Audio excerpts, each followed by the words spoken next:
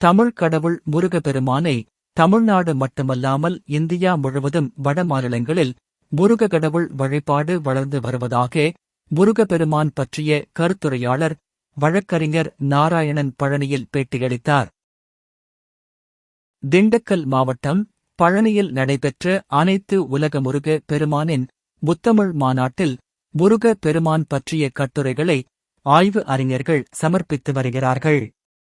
இதன்படி கோயம்புத்தூரில் இருந்து வட மாநிலங்கள் பயணம் செய்து வட மாநிலங்களில் முருகப் பெருமானின் வழிபாடு குறித்து ஆய்வு செய்து அதை பற்றிய கட்டுரைகளை சமர்ப்பித்துள்ள ஆய்வு அறிஞர் வழக்கறிஞர் நாராயணன் செய்தியாளர்களுக்கு பேட்டி அளித்தார். அப்போது முருக பெருமான் வழிபாடு என்பது தமிழகத்தில் மட்டுமல்ல வட மாநிலங்களிலும் இந்தியா முழுவதும் வழிபாடு நடத்தி வருகிறார்கள்.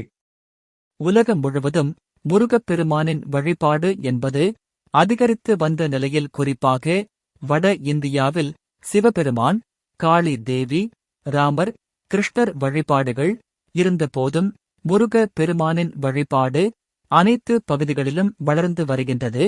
இதற்கு காரணம் நோய் நொடிகளில் இருந்து காப்பாற்றும் தெய்வமாக மருத்துவ கடவுளாக முருக பெருமான் போற்றப்படுகின்றார் என தெரிவித்தார். இவர் இந்த மாநாட்டு மலரில் ஆய்வு கட்டுரை சமர்ப்பித்துள்ளார் என்பது குறிப்பிடத்தக்கது. முருகர் என்பது உலகத்திற்கு கடவுள், உலகத்திற்கே கடவுள். நாம் அன்பிற்காகவும் பண்பிற்காகவும் பாசத்திற்காகவும் தமிழ் கடவுள் என்று நாம் போற்றுகிறோம்.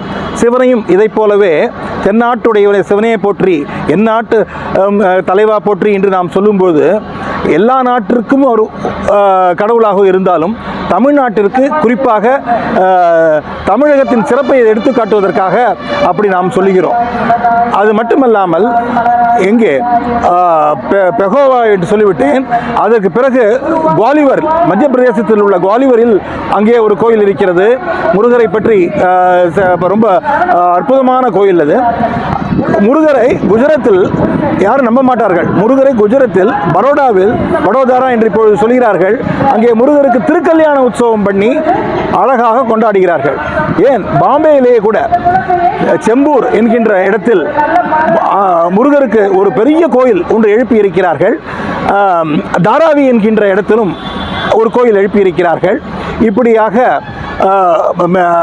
பம்பாய் அருகிலும் முருகருக்கு சிறந்த கோயில்கள் இருக்கிறது. ஒடிசாவை பார்க்க போனோமே ஆனால் ஒடிசாவில் அங்கே நாட்டுப்புற கடவுளாக முருகர் போற்றப்படுகிறார். குழந்தை இல்லாதவர்களுக்கு குழந்தை பேறு வேண்டி நம்ம வழிபட்டால் முருகரின் அருள் கிடைக்கும் என்பது அந்நாட்டவரின் நம்பிக்கை.